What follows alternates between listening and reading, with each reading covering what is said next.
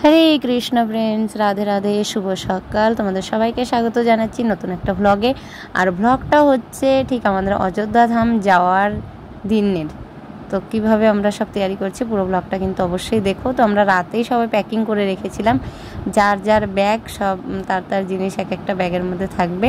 তো বাইরে অনেকটাই অন্ধকার, আমি তবুও 3:30-র দিকে উঠেছি, কিন্তু মা উঠে পড়েছে 2:30-2:30-র দিকে। উঠে অনেক রান্নাবাড়া সেরে ফেলেছে, কারণ আমরা তো বাইরের কিছু খেতে পারবো না। তো এটা একটা সমস্যা বলতে কি বলে না, সৎপথে চলতে গেলে একটু সমস্যার সম্মুখীন হতেই হবে, তাই না? তো এই জন্য আমাদের রান্না করে নিয়ে যেতে হচ্ছে 3 টাইমের রান্না। তো এখানে রান্না করে মা দেখো কতগুলো আইটেম রান্না করে ফেলেছে অলরেডি। আমি উঠে যখন দেখলাম, তো আমি স্নান করে তিলক করে তারপরে রান্নাঘরে চলে আসলাম, কারণ মা বলছিল যে আমি তো কিছু কিছু রান্না করেছি, কিন্তু রাতের জন্য নান বানাতে হবে, কারণ সেটা নরম থাকবে। তাহলে দই দিয়ে ময়দা মেখে রেখেছিল মা, তো ওটা আমাকে রান্না করার দায়িত্ব দিয়েছিল। আর মা দেখো সকাল সকাল কী রান্না করেছে। এখানে করেছে আলু দিয়ে কুমড়ো সিদ্ধ করে ওটাকে আবার ফ্রাই করেছে, মানে সম্বার দিয়েছে। চাল কুমড়া ভাজা ভাজা করেছে, পনিরের তরকারি করেছে, আর পটল ভাজা তো তোমরা দেখলেই। আর কতগুলো রাইস করেছে দেখো, কারণ সকালে আমরা 8টার মধ্যে বেরোবো। তো সকালে হালকায় রাইস প্রসাদ পেয়ে তারপরে আমরা যাব। আর দুপুরের জন্য রাইস সবজি নিয়ে যাব। তো 6-7 জন যাচ্ছি। কারা কারা যাচ্ছি তোমরা তো ভিডিওর মধ্যে দেখতেই পাবা। তো এদিকে ফুলকো ফুলকো গরম গরম আমি নান ভেজে নিচ্ছি, কারণ লুচি শক্ত হয়ে যায় আর নানগুলো বেশ সুন্দর সফট থাকে। যখন আমরা গঙ্গাসাগরে গিয়েছিলাম তখন ওই নান বানিয়ে নিয়ে গেছিলাম। তো কলা বা আলু ভাজা দিয়ে ভালোই লাগে খেতে। শুধু রাতে খাবো, পরদিন তো আবার একাদশী পড়ে যাচ্ছে, মোহিনী একাদশী। অযোধ্যা ধামে গিয়ে আমরা একাদশী ব্রত করব। তো তার জন্য অল্প কটাই বানাচ্ছিলাম। আর এদিকে মা মঙ্গল আরতি করছিল। মঙ্গল আরতি ভগবানকে ভোগ লাগানো হয়েছে, যে গরম গরম নান, লাড্ডু আর দই দিয়ে। আর রাইসটা আবার বললাম মাকে যে 7টার দিকে তো আবার দর্শন আরতি করবো, তখন রাইসটা দিয়ে ভোগ লাগিয়ে সবই তো প্রসাদ করে নিয়ে যেতে হবে। তো তারপর মা ধূপ দীপ দিয়ে আরতি করছিল ভোগ লাগানোর পর। তো আরতি হওয়ার পর আমরা আবার ওইদিকে সব গুছিয়ে নেব। তো নেনা রাতেই চলে এসেছিল শ্বশুরবাড়ি থেকে, কারণ ওই যাচ্ছে, ও শ্বশুরবাড়ি থেকে আর কেউ যাচ্ছে না। তো গপুও যাবে কিন্তু আমাদের সঙ্গে, গৌরনীতেই থাকবে এখানে, কিন্তু গপু যেহেতু ছোট, তো গপুকে ভাবছি সঙ্গে করে নিয়েই যাব, কারণ আর তো কেউ থাকছে না আমাদের বাড়িতে। বাড়ি থেকে সবাই যাচ্ছি আমরা। তো আমরা যেখানেই, যদি বাড়িতে একজনও থাকতো তাহলে গপুকে রেখে যেতাম, কারণ বাইরে বেরোলে তো গপুরও খুব অসুবিধা না জার্নি করতে। তো যাই হোক, তো কেউ থাকছে না বলে গপুকে নিয়ে যাচ্ছি। তো মঙ্গল আরতির পর আমরা সবাই তুলসী আরতি করেছি। তারপরে বাবা আবার ঢুকে গেল ঠাকুর ঘরে দর্শন আরতি করার জন্য। আমাদের তো সব সিরিয়াল ওয়াইজ পুজো দেওয়া হয়, মঙ্গল আরতি মা করে, তারপরে বাবা দর্শন আরতি, আবার আমি আবার দর্শন আরতি করি। তো এদিকে রাইসগুলো মা ঠান্ডা করতে রেখে দিয়েছে ফ্যানের নিচে, কারণ এগুলো ঠান্ডা না হলে গরম গরম যদি প্যাক করা হয় তো দুপুর হতে হতে হয়তো নষ্ট হয়ে যেতে পারে, যা গরম পড়ছে। আর এইদিকে গোপালের জন্য এই ভোগগুলো সাজানো হচ্ছে এই ব্যাগের মধ্যে। এই ব্যাগটাতে সুবিধা কি, তাক তাক করা আছে বেশ, তো এক একটা আইটেম এক একটা খোপের মধ্যে রাখা যায়। পর আবার ভগবানকে ভোগ লাগানো হলো রাইস দিয়ে। সকালে তো বাল্যভোগে দেখলেই নানপুরি খেলো, দই দিয়ে লাড্ডু খেয়েছে। এখন রাইস, পটল ভাজা, আর যেটা বললাম কুমড়ো সেদ্ধ করেছিল, আলু কুমড়ো, আর পনির করেছিল। তো ওইগুলো দিয়ে ভোগ লাগানো হলো। তারপরে সবাই প্রসাদ পেতে বসে পড়লাম আমরা। প্রসাদ পেয়ে বাসন টাসন মেজে আমরা বেরিয়ে যাব। মোটামুটি প্যাকিং কমপ্লিট হয়েছে, তো প্রসাদ পেতেই যা টাইম, প্রসাদটা পেয়ে বেরিয়ে পড়বো। তো এই দেখো গপুরও সব বিছানা রেডি হচ্ছে। এই বাক্সটা বাবা কিনে নিয়ে এসেছে স্পেশালি গপুর জন্য, কারণ গপুর আগের বাক্সটা খুব ছোট, অসুবিধা হতো। তো এটাতে বেশ খোলামেলাভাবে বসে যেতে পারবে। তো খেয়ে দিয়ে এখনই শুয়ে পড়েছে গপু, একটু রেস্ট নেবে হয়তো। তো গাড়িতে বসে আবার ওকে তুলে দেওয়া হবে, বসে এখন একটু শুয়েই থাকুক, কারণ বসে থাকলে আবার ঢাকনাটা লাগাতে হয়তো মাথায় অসুবিধা হবে। তো আমরা এদিকে রেডি হয়ে নিচ্ছি প্রসাদ পাওয়ার পর। ওই আমাদের বেডিং পত্র সব রেডি হয়ে গেছে। গোপাল রয়েছে এটার মধ্যে, বিপাশা রেডি, ন্যানাও রেডি, এদিকে ঠাকুমা রেডি, আর মা বেরোচ্ছে। আমাদের গৌরনীতাই থাকছে এখানে, শুধু গপু। চলো অযোধ্যা ধাম।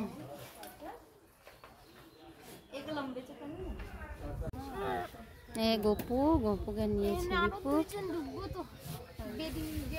বেডিংটা দরকার হলে পিছনে বেঁধে দেওয়া যায় এই যে কাপড়ের ব্যাগটা বেঁধে দাও কাপড়ের ব্যাগটা পিছনে দাও তাহলে কইবো দড়ি ব্যাগ করো তাহলে বের করে দাও আমাদের এই ব্যাগগুলো অন্তত কাপড়ের ব্যাগ দিই হ্যাঁ শিলাটা টঙ্কানা খালায়ে ইতানি সিংহা পারতনি সিংহা যাতা যাতা জামি তাতানি সিংহা বয়ে নিসিংহা হৃদয়ে নিসিংহা নিসিংহা মাদি শরণং পপদে তব কর কমলা বারে নাখান অদ্ভুত সিংহা ললিতা হিরণ্যকশিপু তনবিঙ্গা কেশবদিতা নরহরি রূপ জয় জগদীশ হরে জয় জগদীশ হরে জয় জগদীশ হরে জয় লক্ষ্মী নৃসিংহা জয় লক্ষ্মী নৃসিংহা নৃসিংহ প্রহ্লাদ জয় ভক্ত প্রহ্লাদ নিতাই গৌর হরি বল হরি বল হরি বল হরি বল নিতাই গৌর হরি বল হরি বল হরি বল হরি জয় सर्वविघ्न विनाशक नृसिंहदेव भगवान की जय भक्तराज प्रहलाद महाराज की जय अयोध्या धाम यात्रा की जय गौर हरि बोल। ফাইনালি আমরা রওনা দিয়েছি বাড়ি থেকে নৃসিংহদেবের আরতি করেও টোটোতে উঠে পড়েছি। তো দেখতে পেলে কারা কারা যাচ্ছি, আমরা টোটাল 7 জন যাচ্ছি, আমরা 5 জন আছি আর ঠাকুমাকে নিয়ে 6 জন, আর একজন মাতাজি যাচ্ছে আমাদের ভক্তিবৃক্ষের মাতাজি হাসি মাতাজি। তো আমরা টোটাল 7 জন যাচ্ছি। তো এটা হচ্ছে গৌরাঙ্গ সেতু, তোমরা অনেকেই দেখেছ, অন্য অন্য ভিডিওতে আমি দেখেছি মানে দেখিয়েছি। আমাদের ভাগীরথী নদীর উপরে এই গৌরাঙ্গ সেতু খুব নাম করা। এইখানে চৈতন্য মহাপ্রভু জগাই মাদাইকে উদ্ধার করেছে।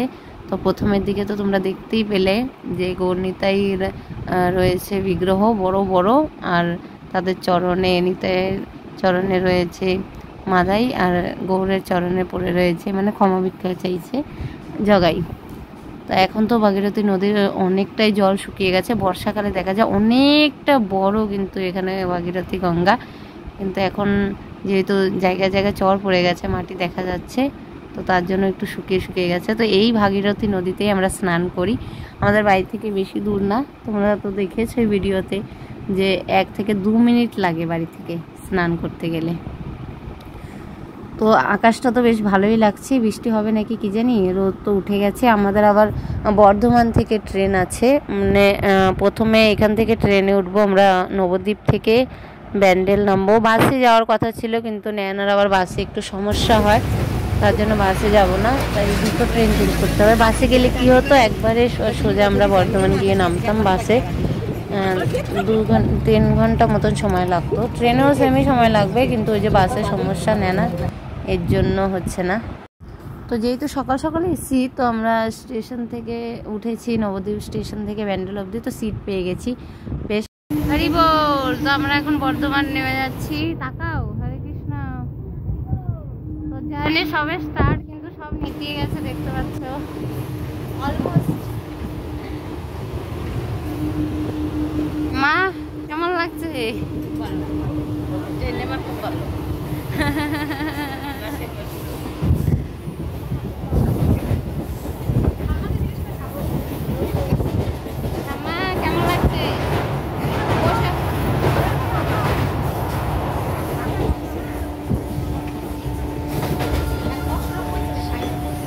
বর্ধমানে নামার আগে একটা কাণ্ড হয়ে গেছে, বাবার ব্যাগটা একজন চেষ্টা করেছিল, এটার মধ্যে আমাদের সবাই টিকিট ছিল, বাবার ফোন ছিল, টাকা পয়সা ছিল, কিন্তু নৃসিংহদেব ব্যাগটা নিতে পারেনি, ছিঁড়ে গেছে।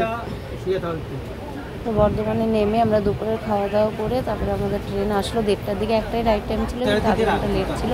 তারপরে উঠে পড়েছি। এটাতেও আমাদের সিট তো কনফার্মই ছিল, সবার রিজার্ভেশন ছিল, তো আলাদা আলাদা সিট আছে সবার।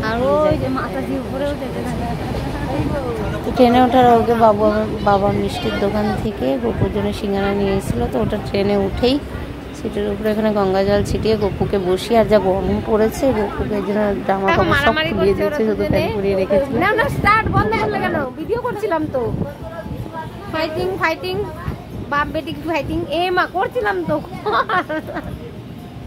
তো এখন আমরা ব্যাগপত্র নিয়ে সব বসে পড়েছি, নেক্সট স্টেশন আমাদের ডেস্টিনেশন, তাই তো? এই যে আমার ঠাকুমাও বসে পড়েছে বোতল বোতল নিয়ে, আর নেনা ফোন নিয়ে ফোনে ব্যস্ত আছে, ফোন ঘাটছে। কি দেখছিস ফোনে? আর এই যে আমার মা ওরা এখানে বসে আছে। ফাইনালি ওই গটে মায়ের উপরটা শুয়ে থাকতো।